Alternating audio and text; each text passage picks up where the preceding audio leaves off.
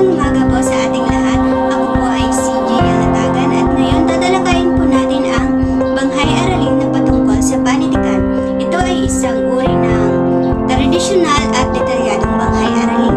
So ngayon, akin munang ibabahagi kung ano nga ba ang panitikan. So, ang panitikan ay nagsasabi o nagpapahayag ng mga kaisipan, mga damdamin, mga karanasan, hangarin at diwa ng mga tao.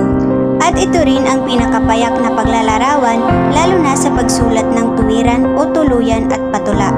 Ngayon, magsimula na tayo sa layunin. Ito ang unang bahagi ng banghay aralin. Number 1, sa pamamagitan ng paglalarawan, pagpapahayag, pag-unawa o pagbibigay interpretasyon sa kognitibong paraan, ang mag-aaral ay inaasahang matutukoy ang paksa o ideyang ikinikintal sa tula. May papaliwanag ang mensaheng nais ipanabot ng tulang ang pag-ibig sa tinubuang lupa ni Andres Bonifacio. Matutukoy ang kahulugan ng bawat salitang nabanggit sa tula. May papakita ang pangyayari, larawan o sitwasyong nabuo sa tulang binasa, makapagpapahayag ng sariling interpretasyon sa tulang nabasa, at matututo sa pagsusuri ng tula. Ito ang mga bagay na maaari at inaasahang matatamo at maisasagawa ng mag-aaral sa paksang aralin. Sa pamamagitan ng layunin, matutulungan ang mag-aaral na maisaayos ang tunguhon o direksyon ng kanilang pag-aaral at maunawaan ang sarili bilang mag-aaral, at mapalawak at mapalalim ang pag-unawa at kakayahang mag-isip ng kritikal kaugnay sa pag-aaral ng konsepto. Ang pangalawang bahagi ay ang pagtatasa. Akin munang ibabahagi kung ano ang pagtatasa ayon kina Hobra at Fred. So, ang pagtatasa ay isang proseso ng pagkalap at pagsusuri ng impormasyon mula sa iba't ibang batis, paraan, estratehiya upang magkaroon ng malalim na pag-unawa ang guro sa nalalaman, naiintindihan at magagawa ng mag-aaral sa natutuhan sa kanilang leksyon, magawa ng gawain, proyekto at iba pa sa kanilang asignatura. Number 1, pagbibigay ng individual at grupong gawain sa bawat mag-aaral bilang gawaing pagtatasa sa kasanayan.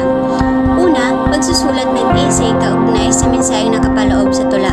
May papaliwanag ang bawat bahagi ng tula tungkol sa ang pag-ibig sa tinubuang lupa. Matutukoy ang kahulugan ng bawat salitang nagiging sagabal sa pag-unawa ng buong katha. Pagbabahagi ng sariling damdamin, kaisipan at natutuhan kaugnay sa nabasa, na ibabahagi ang sukat, bilang at iba pa ng tula. Pangatlong bahagi ay ang nilalaman. Ito ay binubuo ng paksang aralin, sanggunian, kagamitan, kasanayan at pagpapahalaga. Sa paksang aralin makikita ang paksang tatalakayin. Ito ay patungkol sa panitikan, ang pag-ibig sa tinubuang lupa ni Andres Bonifacio. Ang kagamitang gagamitin sa pagtalakay ng paksa ay ang teksto o kopya ng aralin. Sa kasanayan, na ipapaliwanag ang mensaheng nakapaloob sa tula, matutukoy ang kahulugan ng bawat salita, na ilalarawan ang pangyayaring isinasalaysay sa tula, at na ipapahayag ang sariling interpretasyon. Dito sa pagpapahalaga, makikita ang kahalagahan o aral na nakuha sa paksang aralin. Sa paksang tinalakay, napapahalagahan ang sariling pag-aari o ating bayan na hindi matutumbasan ng pera man o kayamanan. Sa pang-apat na bahagi, ito ang pamamaraan. Dito makikita ang gawain ng guro at gawain ng mga mag-aaral. Sa panimulang gawain, magsisimula ang guro sa pagbati. Halimbawa, bago magsimula ang pagtalakay, sasabihin muna ng guro ang pagbating magandang umaga o hapon sa mga mag-aaral. At gawain din ng mag-aaral ang bumati sa kanilang guro. Halimbawa, magandang umaga o hapon din sa iyo, guro. Matapos ito ay sisimula na ang klase. Sisimula ng guro sa pagbabalik-aral.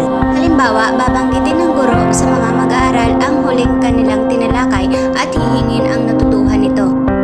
Maaring sabihin ng guro na bago tayo tungo sa susunod na aralin, bawat isa ay magbabahagi ng inyong mga natutuhan mula sa tinalakay. Okay, sundin ang pagkakasunod-sunod ninyo sa inyong upuan para sa pagbabahagi. Ang gawain naman dito ng mga mag-aaral ay sagutin ang hinihingi ng kanilang guro. Halimbawa, sasabihin ng mag-aaral ang kanyang natutuhan sa kanilang tinalakay. Ang natutuhan ko po sa ating araling tinalakay kahapon ay kung paano sumulat ng isang sulatin ng mahusay at marami. Mabuti naman at mayroon kayong natutuhan, pagbutihin pa natin lalo at pagsumikapan upang lalo tayong umusbong at matuto. Opo, guro. Matapos ito, sisimula na ang pagganyak.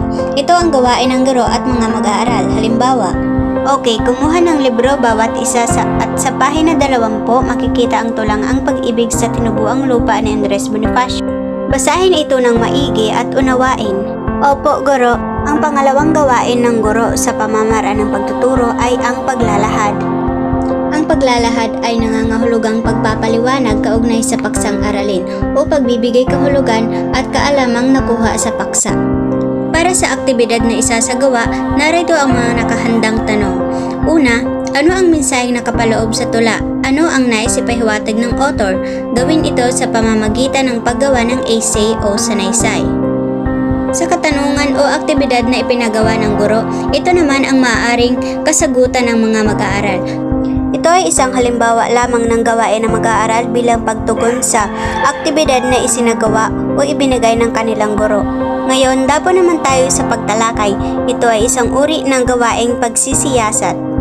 Narito ang unang aktibidad na ipapagawa ng guro sa mga mag-aaral. Unang tanong, ibigay ang kahulugan ng bawat salitang makikita sa ibaba. Sa ibaba, makikita ang isang table at makikita ang mga salitang nakapaloob sa paksang aralin at bibigyan ito ng pagpapakahulugan ng mga mag-aaral. Sa kanang bahagi, makikita ang kasagutan o pagpapakahulugan ng mga mag-aaral ayon sa hinihingi ng tanong. Halimbawa, ang salitang nukal ay pinagpapakahulugan ng mga mag-aaral na sumibol. Ang maralita ay nangangahulugang mahirap o pobre na estado ng buhay. At marami pang iba. Narito naman ang pangalawang tanong sa pagtalakay. Pangalawa, tukuyin ang sukat tugma bilang ng saknong at uri ng taluturan ng tulang Ang Pag-ibig sa Tinubuang Lupa. Sa kanang bahagi ng screen ay makikita ninyo ang kasagutan ng mga mag-aaral.